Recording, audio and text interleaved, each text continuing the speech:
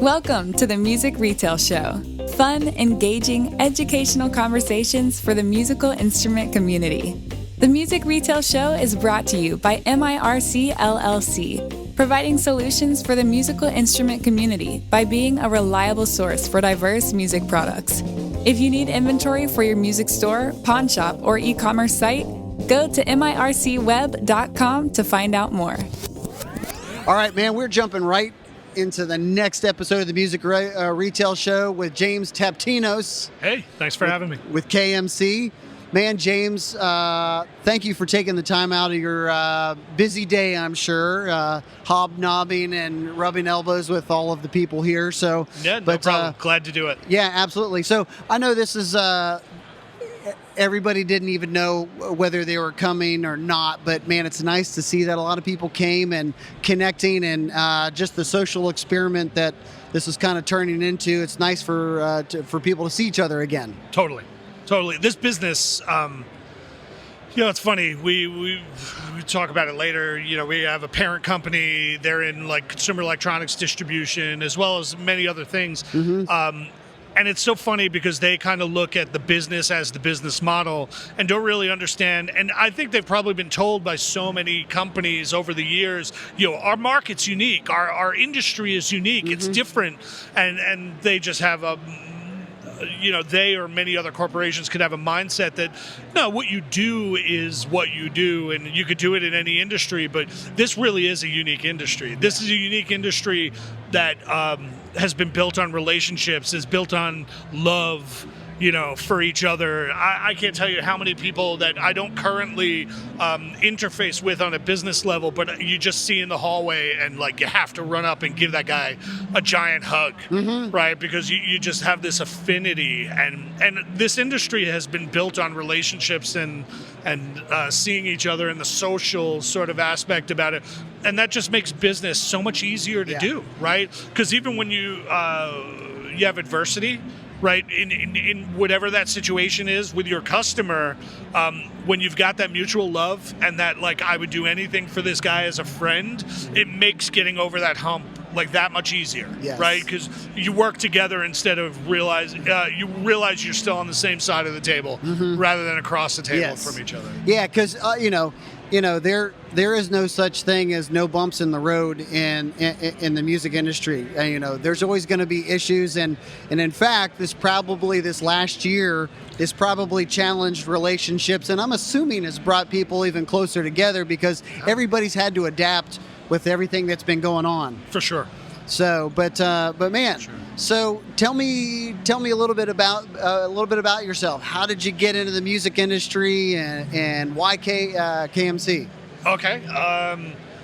Got into the music industry being a musician. Okay. What do you play? Play guitar, play bass, play drums. Oh, you're one of those guys. Yeah, no, I'm one of those guys who is a master of none. I can hack it all. Yeah. But yeah, playing. Uh-huh. I started teching. Oh, okay. From teching, I started, funny enough, I just got a phone call from a band that I teched for in 1996, touring with No Doubt. Oh, really? And as I sat down to this table, I got a phone call from the guitar player, John Purcelli. So I ended up like teching, and like when friends' bands would play shows, they'd be like, "Need somebody on the stage? Mm-hmm. I'm going to be there. Yeah. Might as well help out." That led to, "Hey, we got a tour. You want to come on the road with us?"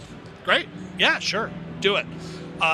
Then it was, "Hey, I heard you toured with those guys. Yeah, sure. We got a tour. Yeah. Do you want to come?" Right? So you do that, you start to meet friends. That'll come in. That'll be more important in my story in a minute. I can sure you've got lots of stories you could tell. Fun stories. Yeah. I bet. From there, it was, "Hey, we're going on tour with No Doubt. We heard you've got road experience. Can you come out?" That turns from guitar teching to stage managing, from stage managing to tour managing.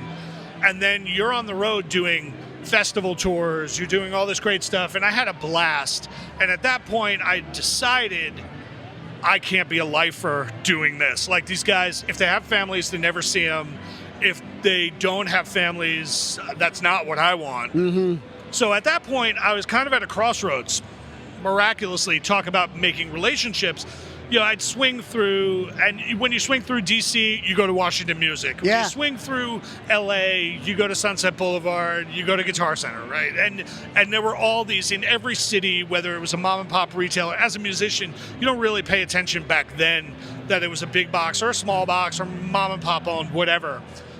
So that was the place. And I had made friends with one of the guys there who happened to give me a call and say, hey, I'm moving to Jersey, which has happened to be where I was at the time. Yeah. And you should think about working for Guitar Center. And I said, really? I didn't like retail. It's not kind of what I want to do. But I was at a crossroads, and I knew as a born sort of sales guy, I said, I'll succeed at it. He's like, we're trying to develop a network of stores on the East Coast. Guitar Center had never done that before. So I said, all right, I'll do it. I'll come down. I met them. Within a year and a half, I was running stores. And I knew that... You were a natural at it. Well, natural at sales, definitely. Sure. My parents are both real estate brokers. I think it's in our blood. Yeah, sure. But I had confidence in myself. And it's something that I loved, an industry that I loved. So I said, why not give it a try? Right? So I was running stores. At that point, I had numerous opportunities to get into some other industry or to get into some other companies. Yeah. So at that point, Casio needed a national sales manager. Interviewed, they said, you've got a great acumen, you've got a great handle on retail. We need to strengthen our retail presence. Great, I'll do it. From there, kept developing, became the vice president of sales for Samson, Hartkey, and Zoom, which we're recording on one right now, right? So it was when we were releasing the very first Zoom handheld digital recorders. Before that, they were just a guitar effects company. So that's did right. that, Yeah, that's right. crushed it, did very well, learned a lot. It was a great company. And at that point, friends at Fender came knocking and said, hey, we own this company in Connecticut called KMC Music, distribution company. We'd like you to come run the sales force there. So, great, let's do it. Yeah. Sounded like a great opportunity. Always wanted to have Fender written on my paycheck. Sure. Right. Yeah. and that was great. Killer company. At some point, Fender decided to sell off KMC. They were distributing Takamine and Ovation at that point Right. in time. At that point, it was Takamine, Ovation, and then all the drum brands. Gretsch, LP, Toka, Gibraltar, Sabian cymbals we were distributing in the U.S. So it was a great company. And then 200 other brands. Okay. And then we ended up getting sold to Jam Industries. Okay. Which was a great lesson and exercise just in business. Yeah. Going through the acquisition and merger about process. 6 or 7 years ago. Because I remember 2015. I remember that it happened at Winter NAMM or right around that time because there was this big buzz through the air that like 80% of the music industry just switched hands with people. So it was, and it went into so many different directions. Yes. Some brands went to this company, some brands went to that company, other brands went to Jam, got the distribution side of the business. What? Jam at that point owned, which is the business you and I do together, Washburn and Oscar Schmidt, and we were distributing Hagstrom, which we still do, and we do a lot of business with. We were distributing Warwick. Yes. We were doing a lot of business together. So at that point, became part of another company, merged some of those companies together into one organization, which is what we've been doing for the past 6 years. Yeah. So that's been amazing. And Jam is just an awesome company. And other people may know brands like Focusrite, Novation, and Nord. So our sister company, American Music and Sound, do those brands. Okay. And then we have Marshall Amplifiers in the U.S. That's another sister company of ours. Okay. And then David and Hanser, which is another company which is under my responsibility that we do, and they do Court guitars, and they do... Do you know Ted Berger? I do know Ted, yeah. Okay, good. So Hanser still owns Hanser Holdings Company, which is not David and Hanser anymore. Okay. They still own like PowerWorks. Okay. And so we distribute PowerWorks for them. So My we're still goodness. doing business with them, do business with Ted. Love that guy. Okay, yeah, I actually just met him in person for the first time yesterday, so he was a lovely guy. So Yeah, he's a great lovely dude. guy. So my goodness, man. So KMC's got a lot going on, or Jam's got a lot going on. We do in every category in the industry. I don't think there's a category in the musical instruments industry that we don't touch. Yeah. We do band instruments, we do brass and woodwinds, we do bowed instruments, we do recording devices, we do microphones, we do musical instruments. We kind of touch all aspects of the industry. Yeah, I'm really curious, James, to hear with the magnitude of everything that you guys provide.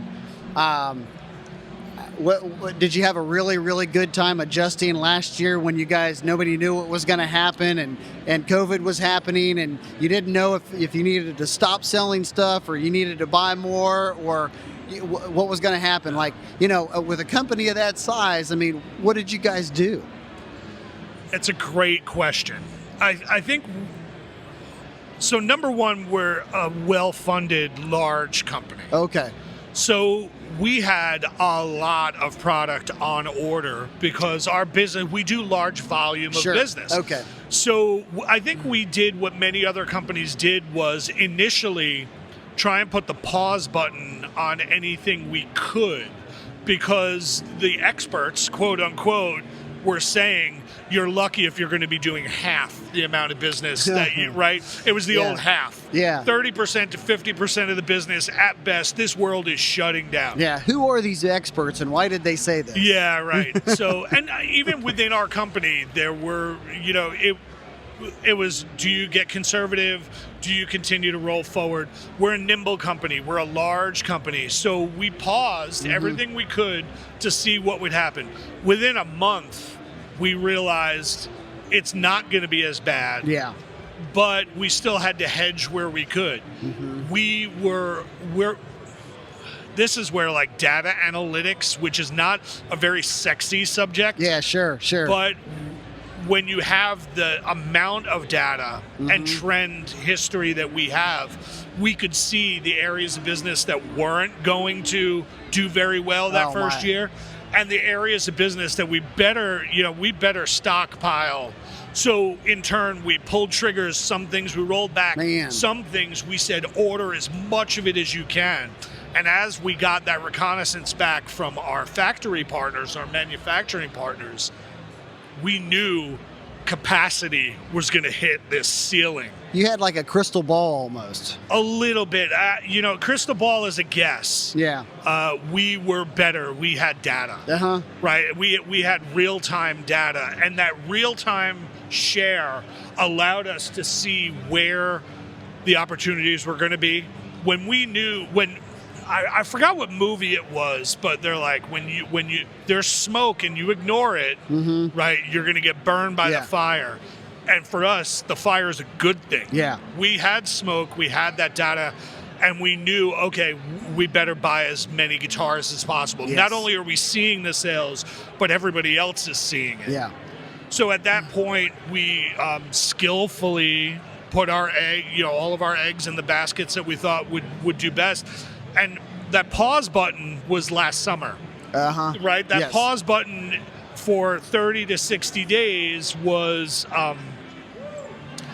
product, try not to place orders for the next 30 days and let's see what happens. And that would have been the incoming product for the industry over July and August. Yeah. So that was a little bit of a drier time, but we still had product to sell. And then through the fall, we were just slammed. We had tons of product coming in. The toughest part of this whole thing that nobody could forecast, there were two. One, the cost of importing. There you go.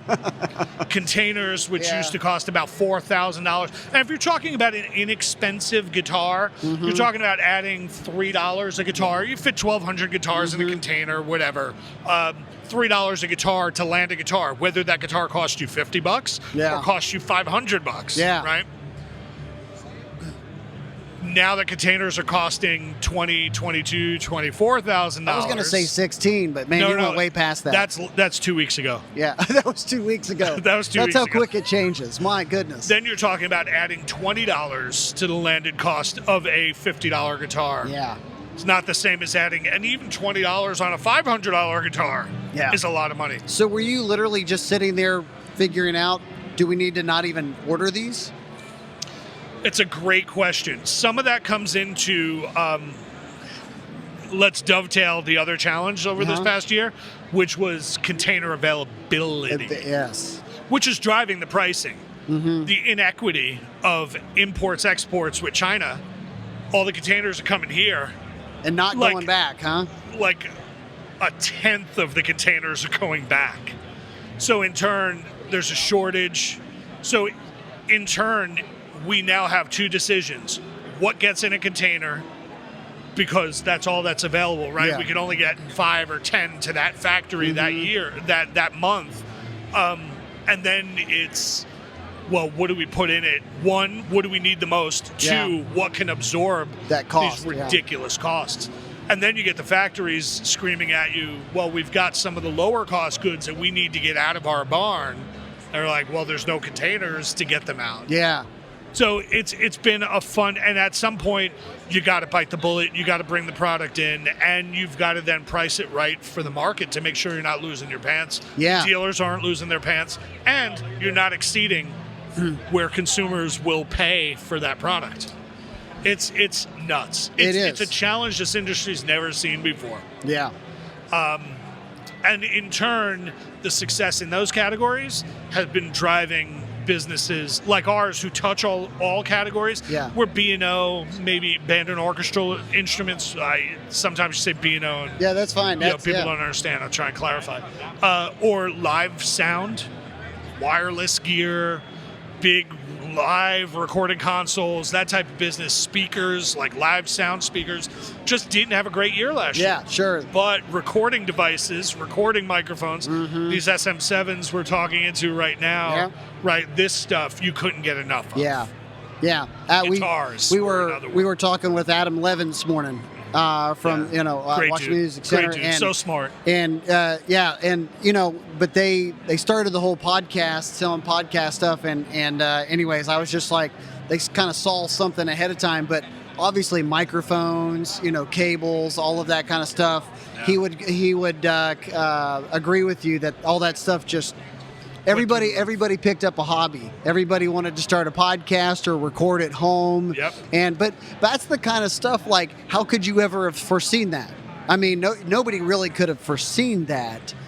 But so we distribute a brand called SE Electronics. Okay. An amazing microphone company, but they also do reflection filters, which is, we tell all of our dealers, is brand agnostic.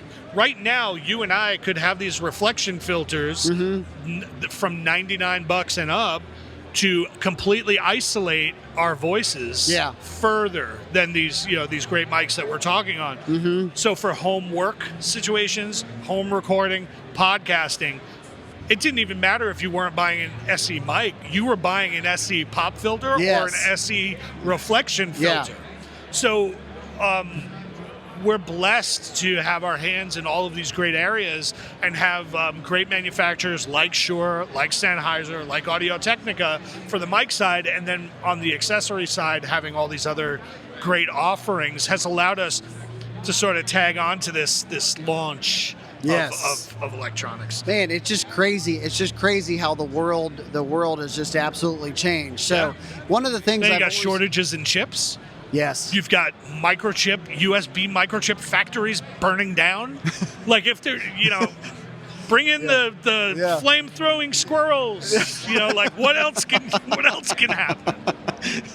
Yeah, that's right. So, but and I always love asking everybody, like, what was the biggest thing you guys felt like you had to adapt to? Like, what do you guys feel like you're moving into? I mean, are some of these trends that started last year, are they going to continue? Or do you guys kind of see that maybe they ran their course and it's going to go back to the way it was? Or what are you seeing? So you're asking the almighty bubble question. Yeah. When is the bubble going to burst? Yeah. Nobody knows. Nobody knows. I know a lot of people want to say 2022, maybe 23. But in 2020, they were saying it would be this year. It would be mid this year, Yeah. right? So Yeah. we are of the mindset that don't forecast the bubble, maximize the opportunity at the moment. Okay. Right? Make sure you're bringing good products to market. The one big problem that could have happened in what's going on right now is because factories are pumping out so much product, the opportunity for poor quality, could be there. Luckily, we've not had that, and we've reinforced our quality control on the Asian side, Yeah, that's very and important. on the U.S. side, because we manufacture U.S. guitars as well. Yeah. We're just of the mindset, don't forecast the bubble, be prepared for the bubble, have a really good plan in place for when you start to see signs of the bubble. But right now, live in the moment, work the moment, be there for your customers, be there for the consumers, develop the right product, because that's the other thing right now that we're not seeing in our industry is you're not seeing a lot of new product introduction because many of the manufacturers can't make enough of the current assortment. Gotcha. We're all maxing out capacity at the factories. Yes. So I don't know if we're getting too nerdy in business operations. This nerdiness is great.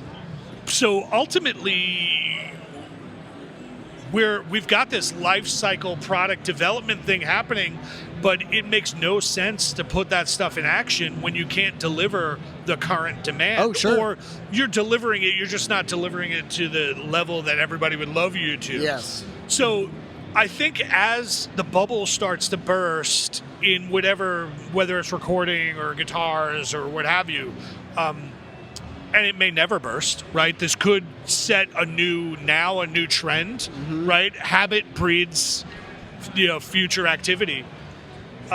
We're just prepared for if it starts to burst, there are all these other triggers of things that we've throttled back that we've been dying to do, that we will then have the bandwidth, the capacity to be able to do. Yes. And we're also always on the look for companies to acquire and new brands to distribute, new partnerships.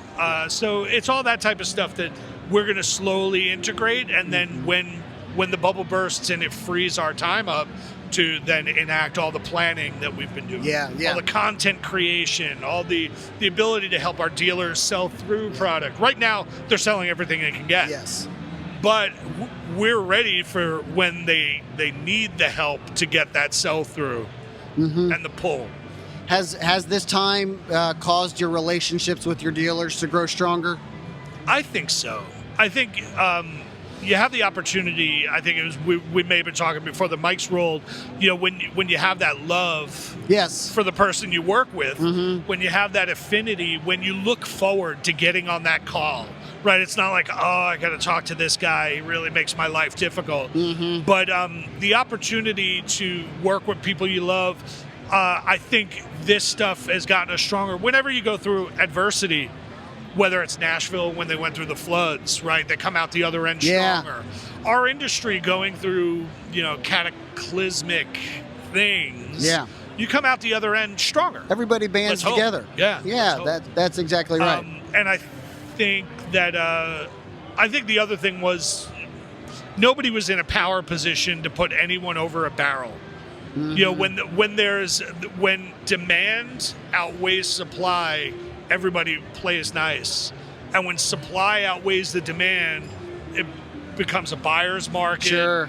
The screws start getting turned tighter. And I just hope that the partnerships that we've all had with our customers, you guys to your customers, us with you, and with our others, that just continues. You realize doing business can be fun again. Yeah, that's exactly what we are trying to build. I mean, we're constantly going through the process of going, who's our customer? And at the end of the day, it's just kind of like, whether it's a position of supply and demand going the either direction, you got to still create those win-win situations regardless, because there'll be times where we we need those dealers, and we'll go to them when we hope that's strong, and it'll flip the other way where they're calling us like the last year going, man, what do you have? I'll just buy whatever you have. Buy anything. I'll buy anything, you know? And it's like, wow, I've never heard you say that before. Well, here's the beauty of I'll buy anything. We own a number of brands, or we own or distribute a number of brands. Many of them are A brands, some are B brands, some are C brands. And you got to know what you are. You can't pretend you're something you're not. Otherwise, you'll never maximize the business. So even our C brands, you know, they got that, hey, the main act just canceled. I need someone on stage tonight. You know, this is your shot, yeah, that's right? That's right. kind of what happened. So even some of those C brands got a chance at the dance, right? And now, and my sales team, I tried to tell them, that's your hook to lose now, right? There will, you know, A brands will be able to fill those hooks again, and your dealers are going to remember whether or not you were there for them when they needed you. That's right. And those brands will continue. You may not keep all 20 hooks, but you know, maybe you'll keep half the hooks because you were there with them through that, and you treated them with incredible respect and incredible partnership. Yeah. And they'll remember that, and I think that's who people want to do business with. Yeah.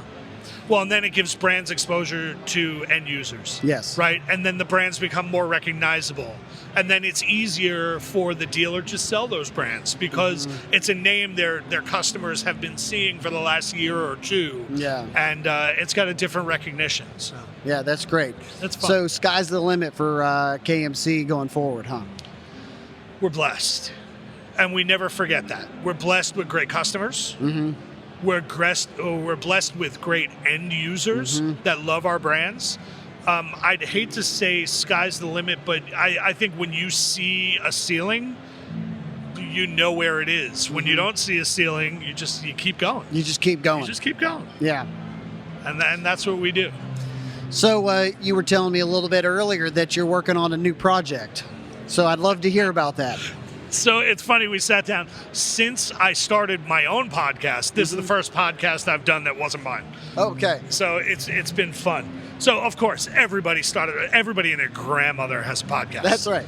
And it's all about the market that you're touching. And so one of my best friends of 30 years, Dan Cavalieri, Dan Cav, and we get together with our wives, with our families. Can I curse on this? Yeah, sure. Okay. I'm not going to curse too much, but I'm going to use one word because it's apropos. Yeah. Every time we get together with our families, all he and I do is talk about gear. Yeah. Right? We talk about guitars. We talk about this. We talk about that. We talk about that. And our wives are just so tired of hearing our bullshit that we were like, you know what? Let's do a podcast. Yeah. We know so many musicians. A level, B level, C level. We both come from the New York hardcore and punk rock scene. So, I mean, all of our friends, you know, whether or not we were just playing gainy, high gain, screaming amps and guitars, to now we've all grown up and we've all developed real tone. Yeah. And we own.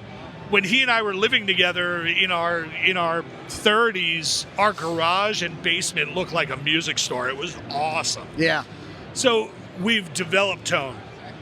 And we're like, I'd love to get into not just why you started playing music, right? We all heard the story of the Beatles. When I saw the Beatles on Ed Sullivan, I knew I had to play guitar. Yeah. Right? But like, who honed that tone that you use now, right? I'm not interested. I'm interested in what guitar, what amp, what effects, what were your settings when you recorded this record, right? I want to get deeper into the nerdy stuff in our absolutely. industry. So we said, yeah, screw it. Let's do it. We knew at that point we'd have to do like 10 podcasts before we go live. Yeah. Give ourselves some runway to release them and market them without having to like do one every single week. Yeah. So we started, and I just started reaching out, and I just texted everyone in my phone. I went, hey, going to do a podcast. That's the premise. It's called The Tone That Made Us. Yeah. It started off as the gear that made us, and we're like, no, it's about tone. It's not about it's about the instruments but it's about the tone. All right, well, let's... So I started, hey, Stu Ham, want to be on my podcast? Like, I know Stu. Yeah. He'd do it. He was like, yeah, I'll do it. Vernon Reed. Oh, Yo, man, God. here's what we're doing. Yeah. I think this would be fun. He's like, Yeah. sign me up. And then from those guys all the way to guys that people in this audience may not know, like Arthur Smilios. Arthur was in a band called Civ in the mid-'90s. Big band. They had a song called... they had a lot of tunes, but their big tune was "Can't Wait 1 Minute More." Okay. which was a pretty big song. If it was in the mid-'90s, I'll know what it is if I heard it. So, No, you definitely would. So guys like him, guys like Gavin Van Vlack from a band called Burn, guys like Rob Echevarria, who played guitar for Helmet. Uh-huh. Guys from Bush. I mean, we've got people from all walks of life. Gavin Rossdale's band. Yep. So we're going to have people from all these different genres. Vernon Reed, I tell you, we talk with Vernon for an hour and a half. Oh, dude. And we're like, we got to do a part 2 and a part 3 and a part 4 just because he's so awesome. And we just talk about gear. Is he still playing a lot? Does he play a lot? They're on tour now. Are they really? Yeah. Dude, come on. Call to personality, man. I mean, if you didn't like that riff, if that didn't get you going or wanted you to play guitar, man, there was something wrong with you. Yeah. You know? And it's amazing because we grew up in New York, both Brooklyn boys, listened to some of the same music. He was a jazz cat. I was a punk rock cat, but he was a punk rock cat. Was he really? Oh, yeah. I mean, he was influenced by Dr. No from the Bad Brains, was one of his biggest guitar influences. Yeah. So it's pretty awesome to be able to relate to people from all these different walks of life, and the one commonality is their guitar tone, Yeah. right, or their bass tone, or the instruments, or first time that Billy from Biohazard, Billy Graziadei, and we just talked about like the first time you heard Kiss, and it was like, oh, listen to that, listen to Ace Frehley's guitar tone. Yeah.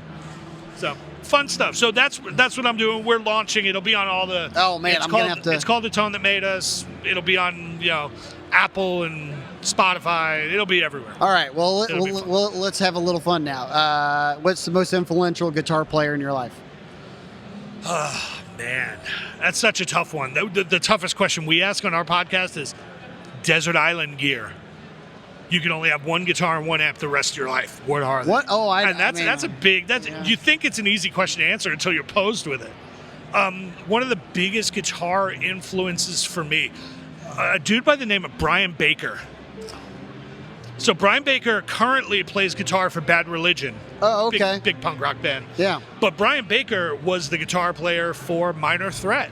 Okay. Which was one of the most influential, Washington, D.C. hardcore punk rock bands ever. And it's funny because you listen to that stuff and you're like, oh, this is punk rock. You listen to it, you go, that's punk rock. If you had to describe punk rock, there you go. But Brian Baker started bands like Dag Nasty, where it started to be a little bit more about guitar tone. He played in the 90s heavy metal band Junkyard. Okay. And then continued to develop and play with all these other musicians. And you see the evolution from Les Paul through a Marshall, as gainy as possible, to, this guy owns an amazing collection of like custom shop Gibson guitars that'll blow your mind.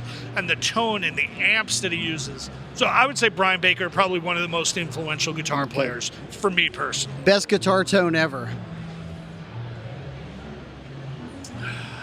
That's like, how do you even answer that question? Play the Jeopardy theme for a second. Yeah, cue the music. Mind-blowing guitar tone. I gotta say Tony Iommi. Oh, okay. Yeah. No matter what he played. Yeah. Because this will get nerdy, but his tone is in his fingertips. Or his fake fingertips, as it may be, right? Because he cut some of them off. I would say Tony Iommi's tone just like almost blew the skin off my face. I really do think that tone comes from the hands of the guitar player. I saw in an interview one time, Nuno Betancourt was playing through one of our guitar players. He's a Washburn. I love it. And actually, the last Winter NAMM that happened, I actually got to meet him at your guys' booth. So, Nuno is just a huge love Nuno Betancourt. Just smoking guitar Very player. unique Oh, tone, love it. and it does come from Love his fingertips. love his new Nelly. The Nelly guitar. Love Awesome that guitars. guitar. They've done very well. Very cool. But he said in an interview one time he had the opportunity to sit down and play Eddie's guitar through his amp and everything, and he was extremely disappointed because he sounded exactly like himself. He wanted to sound like Eddie. But he's like, it's not that, because Eddie's in his hands. Eddie's doing what he's doing from himself, and so. That's something that not everybody knows, or it's kind of hard to understand, because you chase sounds with gear, but at the end of the day, man, like you're saying with Tony Iommi, man, it's coming out of his fingertips. Yep. Well, and I think you hit on it. All of our customers, your customers, they've got this ideal, right? They've got this artist that they've listened to, this tone that they're looking to get. They're not coming in going, I need something with 6 strings. They're coming in looking at an instrument and going, if I play that, I may sound like what's in my head. That's right. And it's pretty awesome. And when you think about it that way, you're thinking customer first, working backwards. It's what we do. It's what we do every day. That's part of the enjoyment, I think, of living in this world, is you do get to connect people with the gear that's going to make them be creative and maybe someday becoming extremely influential artists themselves. That's our world, is building musicians. Dude, I cannot wait to hear that podcast. I'll send you some of the episodes in advance. Oh. Do you do the editing? God bless you. I love doing the podcasts, and what's delaying the release is just sitting down to edit them, mix them, compress them, master them. I hate it. Yeah, I really do. I sit and do the talking, and then I'm always like, hey, Ian, is that one done yet? Man, I'm so unfair. And now I understand why when I listen, because I love podcasts. Yeah. I've been listening to this one. And I love listening to podcasts. And I always wonder, like, at the end, they give the credits, and they're like, and mixed by. And I'm like, why not mix it yourself, man? You're good at this. I know you. And now I know. It's like, I can mix music projects all day long, but sitting down to mix the podcasts, it's tough to do. But once I sit down and get to relive the conversations I had, and go like, oh yeah, that was so funny. Oh, I love that part. Then it's enjoyable. Yeah, very cool. Well, man, James, it was wonderful to catch up with you.